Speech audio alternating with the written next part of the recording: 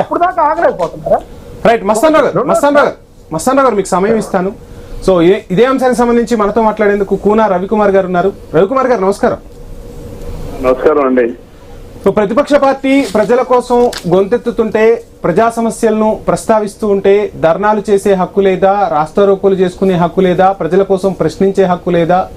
అసలు ఒక పార్టీగా 40% ఓట్ షేర్ ఉన్న పార్టీగా మా పార్టీ పేరు వైఎస్ఆర్సీపీ అయితే గొడ్డలి పార్టీ అంటూ పదే పదే పార్టీ పేరును ఆ విధంగా ప్రస్తావించటం, మా నాయకుడు ఎక్కడైనా పర్యటనలు చేస్తుంటే ఆ పర్యటనలకు అడ్డంకులు సృష్టించటం ఎలా చూడాలి? ఎందుకోసం వీళ్ళు ఈ విధమైన చర్యలు తీసుకుంటున్నారు?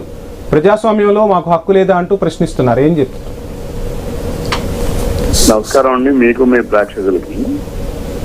ప్రజాస్వామ్యంలో ప్రతి ఒక్కరికి హక్కు ఉందండి.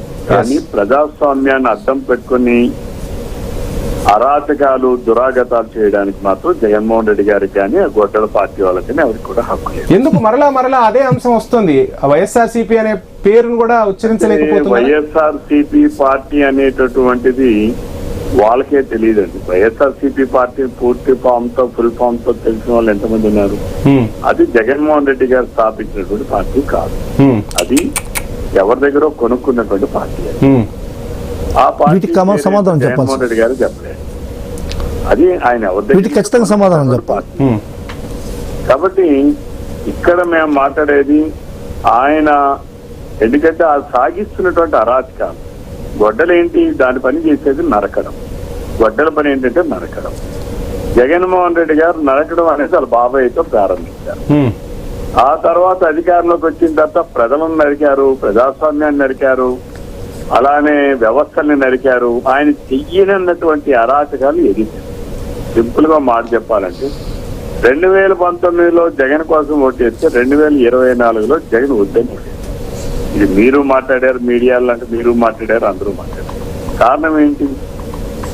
జగన్మోహన్ రెడ్డి నిజ స్వరూపం ఏంటో, అసలు స్వరూపం ఏంటో ఆ రోజు వాడికి తెలియలేదు. కాబట్టి ఏదో జగన్మోహన్ రెడ్డి తిరుగుతున్నాడు, లేకపోతే జగన్మోహన్ రెడ్డి చూద్దాంలే అనేటటువంటిది ఒక అవకాశం.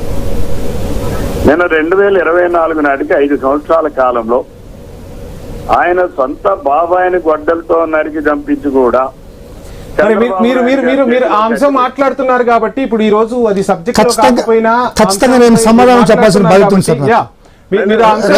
సమాధానం చెప్పాలి. మీరు అధికారంలో ఉన్నప్పుడు దర్యాప్తు చేయొచ్చుగా సార్? దర్యాప్తు చేసి దోషుల్ని ప్రజల ముందు పెట్టొచ్చుగా? నా మాట మీరు వినడంలా. మీరు అడిగారు, నేను లెట్ మీ కంప్లీట్. ఆయన మేము ఆ రోజు ఎన్నికల ప్రక్రియ ప్రారంభించి ఆ రోజు జగన్మోహన్ రెడ్డి ఏమంటే మీరు మర్చిపోయినా మేము మర్చిపోలేదు. హైకోర్టుకి వెళ్ళి ఏమని గ్యాగ్ ఆర్డర్ తీసుకొచ్చాడండి?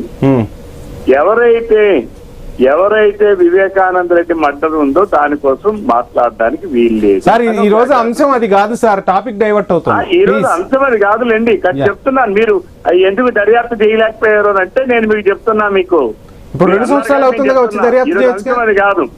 ఈ రోజు డిఎస్సి మీద ఎవరైనా ఎంతో మంది పరీక్షలు రాశారు. అర్హత ఉన్న వాళ్ళు, సెలెక్ట్ అయిన వాళ్ళందరూ 16,000 మంది సెలెక్ట్ అయ్యారు, ఉద్యోగాల్లో జాయిన్ అయ్యారు. 1 ఏడాది కాలం పూర్తయిపోయింది. ఈ రోజు నేను చెప్పేది, ఎవరైనా బాధితులు వచ్చి జగన్మోహన్ రెడ్డికి వాళ్ళు చేసేటటువంటి కార్యక్రమాల్లో వైసీపీ కార్యకర్తలు తప్ప ఈ రోజు ఎవరైనా అక్కడ డిఎస్సికి సంబంధించి 3 క్వశ్చన్లు అడుగుతాను సార్. డిఎస్సి పైన సమాధానం చెప్పాల్సిన అవసరం అంటే ప్రజాస్వామ్యాన్ని అడ్డం పెట్టుకుని ప్రజల్లో భయాందోళనకు గురి చేసే హక్కు జగన్మోహన్ రెడ్డికి ఎవరిచ్చారు? ఆ పార్టీకి ఎవరిచ్చారండి? ఆ పార్టీ కార్యకర్తలకు ఎవరిచ్చారు? రప్ప అంటారు. రక్తంతోనేమో దీనికి వాల్ పోస్టర్లకేమో రక్తాభిషేకం అంటారు.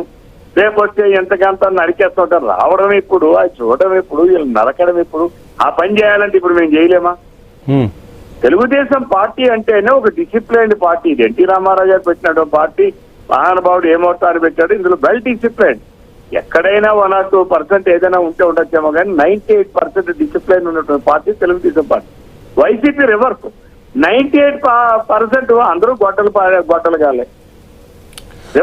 ఇప్పుడు అంత ప్రజాదరణ లేకపోతే మీరు అక్కడ డిఎస్సికి సంబంధించి కానీ, ఆక్వా రైతాంగానికి సంబంధించి కానీ సమస్యలన్నీ ప్రభుత్వం సాల్వ్ చేస్తూ ఉంటే జగన్ కు వచ్చే ప్రజాదరణ అంటే ప్రజలు రోడ్డు మీదకి రావటం, జగన్ పర్యటిస్తున్నప్పుడు ఇదంతా కూడా ఎలా చూడొచ్చు అంటారు? అంటే నిజమైన ప్రజాదరణ కాదా అది? జగన్ పర్యటన చేసేటప్పుడు జగన్మోహన్ రెడ్డి ఇప్పుడే కాదండి, తండ్రి చచ్చిపోయాడు ఆ రోజు ఓదార్పు యాత్రను ప్రారంభించినప్పుడు కూడా మీకు తెలుసో లేదో అప్పటికి ఇన్ని సీసీ కెమెరాలు లేవు, కానీ ఆయన 100 కారుల్లో కూడా పులివెందుల అక్కడి నుంచి ఉన్నటువంటి వాళ్ళే ఉండేవాళ్ళ కారులంట. ఆ 500 ఆ 1000 మందే. ఇప్పుడు ఈ రోజైనా సరే వైసీపీ కార్యకర్తలు ఎవరైతే కరుడు కట్టినటువంటి కార్యకర్తలు ఎవరైతే గంజాయిగాలు ఉన్నారో లేకపోతే మద్యాలను దీంట్లో ఉన్నారో డబ్బులు ఇచ్చి మద్యం ఇచ్చి తీసుకొచ్చేటటువంటి వ్యక్తులు వాళ్ళందరూ నిరూపిస్తారండి రవికుమార్ గారు. కాబట్టి దాన్ని నిరూపిస్తారా? మీరు జనం అని ఏదో అనుకుంటే అది బలం అని అనుకుంటే అది బలం కాదు, అది వాప్.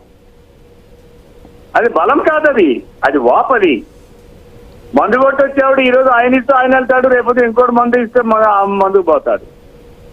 ఈరోజు అది దాన్ని బలం అని వాళ్ళు అనుకుంటే అది బలహీనత. అది 40% ఓట్ షేర్ ఉన్నది, అది కూడా బలం కాదా? ఏంటంటే ఫ్యాబ్రికేటెడ్ అండ్ ఫోర్జ్డ్ క్రియేట్ చేయడం. ఒక డాక్యుమెంట్ ఎలాగైతే క్రియేట్ చేస్తారో ఆయన కూడా ఇవన్నీ కూడా క్రియేట్ చేస్తూ ఉంటాడు. క్రియేట్ చేసేటప్పుడు దీనివల్ల జగన్మోహన్ రెడ్డి నేను బలంగా ఉన్నాను అనుకుంటే ఆయనే రేపు రవికుమార్ గారు వైసీపీ నుంచి మధుసూదన్ గారు ఉన్నారు. డిఎస్సికి సంబంధించి కొన్ని ప్రశ్నలు ప్రభుత్వాన్ని మీ ద్వారా అడిగే ప్రయత్నం చేస్తున్నారు. Please continue sir. Sir Ravikumar గారు నమస్తే అండి. నమస్తే మధుసూదన్ గారు, డైరెక్ట్ గా అడగండి సార్. మీరు ఇప్పుడు డిఎస్సి గురించి మాట్లాడుతున్నారు కదా, డిఎస్సిలో అవకతవకలు లేదు, ఇది ప్రభుత్వం నీతి నిజాయితీగా నడిపిందని చెప్పి నేను 3 క్వశ్చన్లు మిమ్మల్ని అడుగుతున్నాను సార్. ఒకటి నవీన్ అనేటువంటి వ్యక్తికి ఫస్ట్ ర్యాంక్ వచ్చింది తెలుగులో, ఆ తర్వాత జోన్ 2లో 6th ర్యాంక్ వచ్చింది. అతన్ని మీరు ఉద్యోగం ఎందుకు ఇవ్వలేదు? ఆ తర్వాత ఫస్ట్ ఇచ్చినటువంటి ర్యాంక్ లిస్టుని మీరు దాన్ని ఎరేస్ చేస్తూ నంబర్ 1 అనేటువంటి నంబర్ 1 లేకుండా మళ్ళీ సెకండ్ ర్యాంక్ ఎందుకు ఇచ్చారు, సెకండ్ లిస్ట్ ఎందుకు ఇచ్చారు అనేటువంటిది నాకు ఫస్ట్ చెప్పాలి. అసలు డిఎస్సి అంటేనే డిస్ట్రిక్ట్ లెవెల్ జరిగేది కాబట్టి మీరు ఇచ్చినటువంటి ఈ డిఎస్సి మెరిట్ లిస్ట్ని కలెక్టర్ల దగ్గర ఎందుకు మీరు డిస్ప్లే చేయలేదు అనేటువంటిది నా క్వశ్చన్. దీనికి మీరు సమాధానం చెప్పాలి. రెండవది సార్, లేదు మీరు అక్కడ ఆగండి. ఒక క్వశ్చన్ బై ఆన్సర్ చెప్పండి. క్వశ్చన్ టు క్వశ్చన్ కాదు, క్వశ్చన్ టు ఆన్సర్. ఇక్కడ ఏంటంటే నెంబర్ 1 1వ ర్యాంక్ వచ్చేవాడికి రావాలని లేదు. ఇది రావాలని లేదు. సాక్షాత్తు నా మాట వినండి సార్. రవికుమార్ గారు 1వ ర్యాంక్ వచ్చిన వ్యక్తికి ఉద్యోగం రావాలని లేదంటే నాకు అర్థం కాదు. వైఎస్ రాజశేఖర్ రెడ్డి గారు సాక్షాత్తు ఉమ్మడి రాష్ట్రంలో ఉన్నటువంటి అసెంబ్లీలో మాట చెప్పారు. సర్వీస్ కమిషన్ లో రిటర్న్ టెస్ట్ లో 86% వచ్చిన వాడు ఈజ్ అ టాపర్ 1. గ్రూప్ 1 లో ఆయన సెలెక్ట్ కాలేదు. ఆయన సెలెక్ట్ కాల. నవీన్ ఎందుకు సెలెక్ట్ కాలేదండి? గ్రూప్ 1 మీద నవీన్ ఎందుకు సెలెక్ట్ కాలేదు చెప్పండి. రాజశేఖర్ రెడ్డి గారు మాట్లాడినటువంటి అసెంబ్లీ ప్రొసీడింగ్స్ తీసి మాట్లాడండి మీరు. సార్ రాజశేఖర్ రెడ్డి మాట్లాడింది కాదు సార్. ఇప్పుడు నవీన్ ఎందుకు సెలెక్ట్ కాలేదు? నవీన్కి ఎందుకు ఉద్యోగం ఇవ్వలేదు చెప్పండి మీరు. మాట్లాడాడు. నవీన్ కూడా చెప్పేది ఏంటంటే నవీన్కి ఎందుకు ఉద్యోగం ఇవ్వలేదు చెప్పండి. ఏమండి ఒక్క నిమిషం. చెప్పేది ఏంటంటే ఆయనకు 1వ ర్యాంక్ వచ్చినా సెలెక్ట్ అవ్వాలని లేదు. రూల్ ఆఫ్ రిజర్వేషన్స్ ఉన్నాయి, రాస్టర్స్ ఉన్నాయి, అనేక రిజర్వేషన్స్ ఉన్నాయి. ఆ రిజర్వేషన్స్ లో నెక్స్ట్ క్వశ్చన్ అదే మీకు. నెక్స్ట్ క్వశ్చన్ అదే. రైట్ షార్ట్ బ్రేక్ తీసుకుందాం. నెక్స్ట్ క్వశ్చన్ కూడా అదే మీకు అయిపోయేది ఇప్పుడు. రైట్ రవికుమార్ గారు షార్ట్ బ్రేక్ తీసుకుందాం. Stay tune.